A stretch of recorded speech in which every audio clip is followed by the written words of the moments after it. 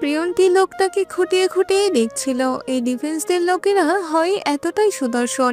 বর্তমান young generation গুলোতে এই ডিফেন্সদের প্রতি অবসেসড। তাজধীর ঠিক তেমনই। লোকটার কণ্ঠস্বর, দাঁড়ানোর ভঙ্গি, কথা বলার স্টাইল সবকিছুই কেমন ঘোর লাগা। প্রিয়ন্তীর এই ভাবনার ইতি ঘটে প্রচন্ড জোরে বজ্রপাতের শব্দে। আশেপাশে কোথাও হয়েছে বোধহয়। বজ্রপাতের বিকট শব্দে চমকে ওঠে প্রিয়ন্তী। কাঁধটা অনিচ্ছায় কুঁকড়ে যায় ওর। হাতের আঙুলগুলো ওনার কোণে শক্ত করে চেপে ধরে। তাজদি সেটা দেখলো। কপালের মাঝখানের ভুরু দুটো হালকা প্রসারিত করে খেয়াল করলো সবটা। মেয়েটা ভিজে গেছে অনেকটাই, ঠান্ডায় কাঁপছে রীতিমতো। সবকিছু লক্ষ্য করেই দরজার ফাঁক থেকে সরে দাঁড়িয়ে বলল, আপনি দেখি খুব আনরোমান্টিক মিস প্রিয়ন্তী। কোথায় মেয়েরা বজ্রপাতের শব্দে ভয় পেয়ে দৌড়িয়ে এসে সামনের জনকে জড়িয়ে ধরে আকস্মিক বুকে হামলে পড়ে, কিন্তু আপনি দেখছি ঠিক তার উল্টোটাই। আপনার আবার গোপন কোনো সমস্যা নাই তো? প্রিয়ন্তী কথাগুলো শুনলেও বিশেষ আমলে নিল না। তাজদি সরে দাঁড়াতেই ওর চোখ গিয়ে আটকে গেল ঘরের ভেতরের দৃশ্যে। পুরো দেওয়াল জুড়ে সারি সারি অ্যাকোরিয়াম। স্বচ্ছ কাচের ভেতর যেন বন্দি এক ক্ষুদ্র সমুদ্র। নীল, রূপালী, কমলা আর বেগুনি আলো ছায়ায় নানান প্রজাতির মাছ ভেসে বেড়াচ্ছে ওখানে। এর মধ্যে এমন বহু মাছ আছে যেগুলো প্রিয়ন্তী বাস্তবে তো দূরের কথা, ছবিতেও দেখেনি কখনো। কোনোটা লম্বাটে শরীর, কোনোটা ছোট কিন্তু আগুনের মতো উজ্জ্বল, কোনোটা আবার ডানার মতো পাখনা ছড়িয়ে জলের ভেতরে নাচছে। প্রিয়ন্তী আর অনুমতির তোয়াক্কা করলো না, সোজা ভেতরে ঢুকে পড়লো। দৌড়ে গিয়ে দাঁড়ালো অ্যাকোরিয়ামগুলোর সামনে। এত সব অদ্ভুত বিরল প্রজাতির মাছ প্রিয়ন্তী আগে যে দেখেনি কোনোদিন। সব মানুষদেরই কোনো না কোনো শখ, ইচ্ছে, আকাঙ্ক্ষা থাকে। প্রিয়ন্তীরও আছে, সেটা হলো ফিশ কালেক্ট করা। ওর বাসা ভর্তি 4-5টা অ্যাকোরিয়াম। অ্যাকোরিয়াম ভর্তি ছোট ছোট মাছ, যেগুলো বেশিরভাগ ওর ভাই এনে দেয় ওকে। তবে কিছু কিছু ও নিজেও সংগ্রহ করেছে। কিন্তু এমন মাছ তো কখনো দেখেনি আগে। এক একটা অ্যাকোরিয়ামে এক এক প্রজাতির মাছ, আবার সেই প্রজাতিগুলোর মধ্যেও ভিন্ন ভিন্ন রঙের মাছ আছে।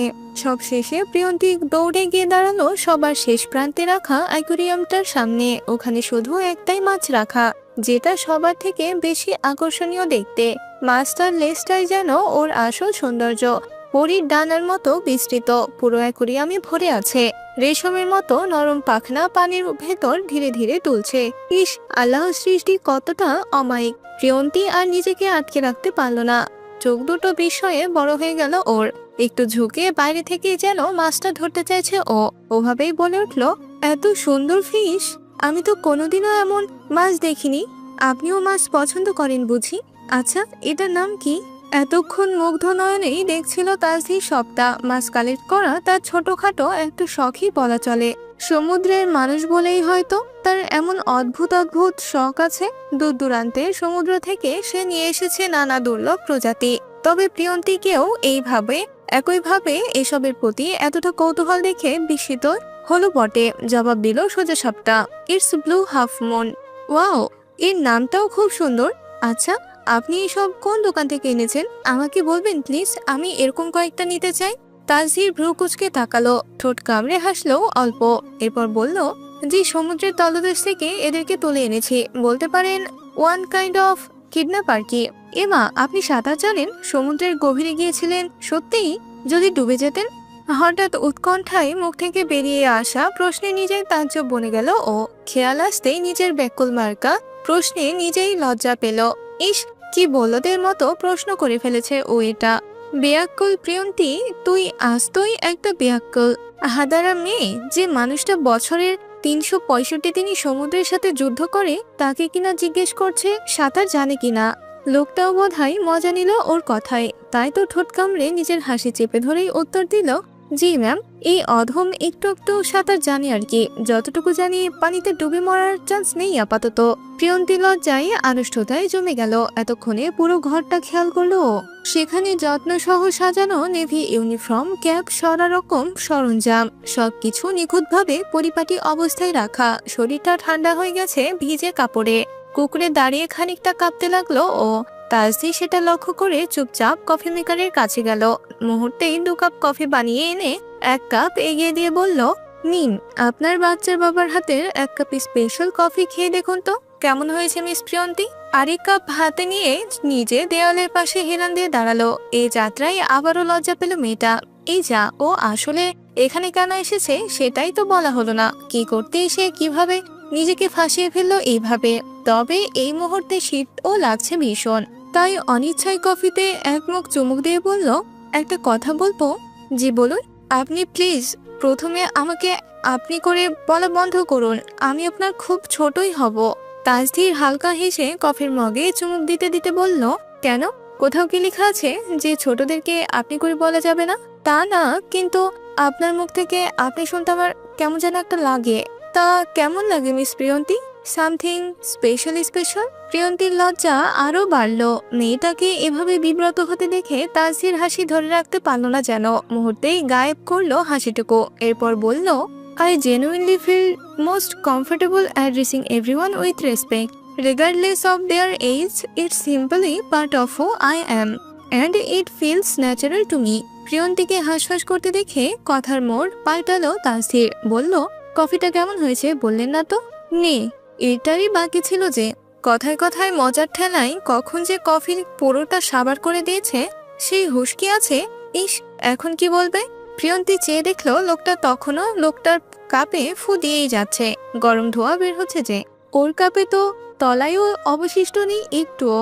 কফিটা হয়েছেই এমন, আর ছোট থেকেই তো ও গরম গরম খেয়ে অভ্যস্ত। ফ্রেন্ডের আড্ডায় সবার আগে ওর চায়ের কাপ খালি হয়। লজ্জায় কাচুমাচু করলো। তাসধীর বুঝলো হয়তো কিছুটা, স্বাভাবিক টোনেই বলল, চাইলে আরেক কাপ বানিয়ে দিতে পারি, দেবো?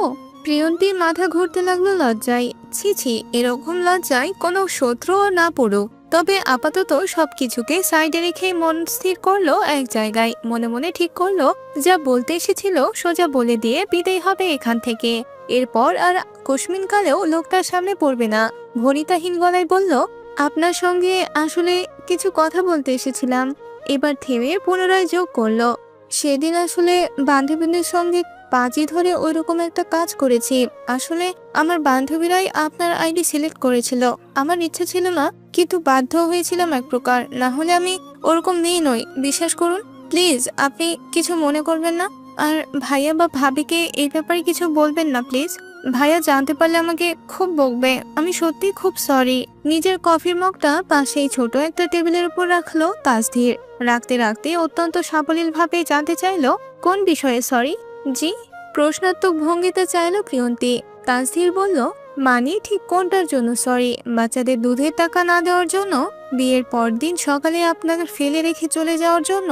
না আমার গোপন সমস্যার কথা বলেছেন এজন্য? নাকি বেড পারফরমেন্স নিয়ে মন্তব্য করেছেন তার জন্য? কোনটার জন্য সরি বলছেন?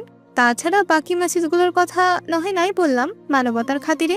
এইবার পুরোপুরি লজ্জায় নিয়ে গেল মেয়েটা। ছটফট করলো, হাপুতাস করলো, হাত কাঁপছে, পা কাঁপছে। কথা বের করতে চাইলেও শব্দ আটকে যাচ্ছে গলায়। মেয়েটি নীরব হয়ে রইল কিয়ৎক্ষণ। লাজ আর লজ্জার মধ্যে নিজের সমস্ত অনুভূতি আটকে রাখলো। শেষমেশ কণ্ঠ ছোট করে কেবল বলল, সবকিছুর জন্যই।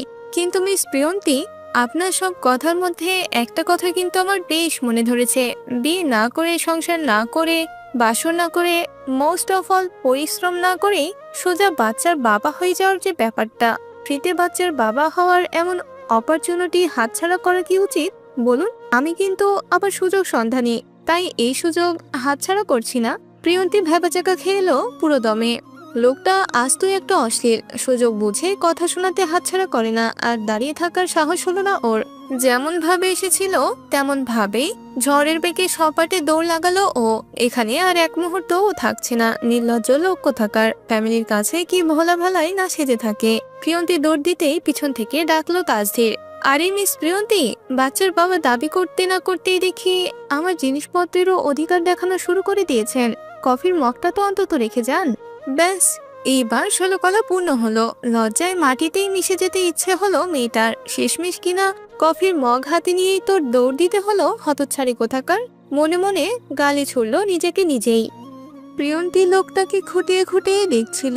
এই ডিফেন্সদের লোকেরা হয় এতটাই সুদর্শন। বর্তমান ইয়ং জেনারেশনগুলোতে এই ডিফেন্সদের প্রতি অবসেসড। তাসধীর ঠিক তেমনি।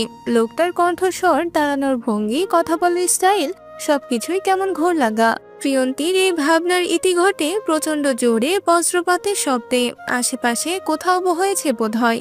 বজ্রপাতে বিকট শব্দে চমকে উঠে প্রিয়ন্তী।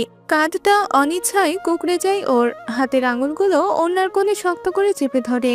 তাসদির সেটা দেখলো। কপালের মাঝখানের ভুরু দুটো হালকা প্রসারিত করে খেয়াল করলো সবটা। মেয়েটা ভিজে গেছে অনেকটাই, ঠান্ডায় কাঁপছে রীতিমতো। সবকিছু লক্ষ্য করেই দরজার ফাঁক থেকে সরে দাঁড়িয়ে বলল, আপনি দেখি খুব আনরোম্যান্টিক মিস প্রিয়ন্তী। কোথায় মেয়েরা বজ্রপাতের শব্দে ভয় পেয়ে দৌড়িয়ে এসে সামনের জনকে জড়িয়ে ধরে আকস্মিক বুকে হামলে পড়ে, কিন্তু আপনি দেখছি ঠিক তার উল্টোটাই। আপনার আবার গোপন কোনো সমস্যা নাই তো? প্রিয়ন্তী কথাগুলো শুনলেও বিশেষ আমলে নিল না। তাসদি সরে দাঁড়াতেই ওর চোখ গিয়ে আটকে গেল ঘরের ভেতরের দৃশ্যে। পুরো দেওয়াল জুড়ে সারি সারি অ্যাকোরিয়াম। স্বচ্ছ কাচের ভেতর যেন বন্দি এক ক্ষুদ্র সমুদ্র। নীল, রূপালী, কমলা আর বেগুনি আলো ছায়ায় নানান প্রজাতির মাছ ভেসে বেড়াচ্ছে ওখানে। এর মধ্যে এমন বহু মাছ আছে যেগুলো প্রিয়ন্তী বাস্তবে তো দূরের কথা, ছবিতেও দেখেনি কখনো। কোনোটা লম্বাটে শরীর, কোনোটা ছোট কিন্তু আগুনের মতো উজ্জ্বল, কোনোটা আবার ডানার মতো পাখনা ছড়িয়ে জলের ভেতরে নাচছে। প্রিয়ন্তী আর অনুমতির তোয়াক্কা করলো না, সোজা ভেতরে ঢুকে পড়লো। দৌড়ে গিয়ে দাঁড়ালো অ্যাকোরিয়ামগুলোর সামনে। এত সব অদ্ভুত বিরল প্রজাতির মাছ প্রিয়ন্তী আগে যে দেখেনি কোনোদিন। সব মানুষদেরই কোনো না কোনো শখ, ইচ্ছে, আকাঙ্ক্ষা থাকে। প্রিয়ন্তীরও আছে, সেটা হলো ফিশ কালেক্ট করা। ওর বাসা ভর্তি 4-5টা অ্যাকোরিয়াম। অ্যাকোরিয়াম ভর্তি ছোট ছোট মাছ, যেগুলো বেশিরভাগ ওর ভাই এনে দেয় ওকে। তবে কিছু কিছু ও নিজেও সংগ্রহ করেছে। কিন্তু এমন মাছ তো কখনো দেখেনি আগে। এক একটা অ্যাকোরিয়ামে এক এক প্রজাতির মাছ, আবার সেই প্রজাতিগুলোর মধ্যেও ভিন্ন ভিন্ন রঙের মাছ আছে। সব শেষে প্রিয়ন্তী দৌড়ে গিয়ে দাঁড়ালো সবার শেষ প্রান্তে রাখা অ্যাকোরিয়ামটার সামনে। ওখানে শুধু একটাই মাছ রাখা, যেটা সবার থেকে বেশি আকর্ষণীয় দেখতে। মাছটার লেজটাই যেন ওর আসল সৌন্দর্য। পরীর ডানার মতো বিস্তৃত, পুরো অ্যাকোরিয়ামে ভরে আছে। রেশমের মতো নরম পাখনা পানির ভেতর ধীরে ধীরে তুলছে। ইস, আল্লাহর সৃষ্টি কতটা অমায়িক! প্রিয়ন্তী আর নিজেকে আটকে রাখতে পারল না। চোখ দুটো বিস্ময়ে বড় হয়ে গেল ওর। একটু ঝুঁকে বাইরে থেকে যেন মাছটা ধরতে চাইছে ও। ওভাবেই বলে উঠল, এত সুন্দর ফিশ! আমি তো কোনোদিনও এমন মাছ দেখিনি। আপনিও মাছ পছন্দ করেন বুঝি? আচ্ছা, এটার নাম কি? এতক্ষণ মুগ্ধ নয়নেই দেখছিল তাসদি সবটা। মাছ কালেক্ট করা তার ছোটখাটো একটা শখই বলা চলে। সমুদ্রের মানুষ বলেই হয়তো তার এমন অদ্ভুত অদ্ভুত শখ আছে। দূর দূরান্তের সমুদ্র থেকে সে নিয়ে এসেছে নানা দুর্লভ প্রজাতি। তবে প্রিয়ন্তীকেও একইভাবে এসবের প্রতি এত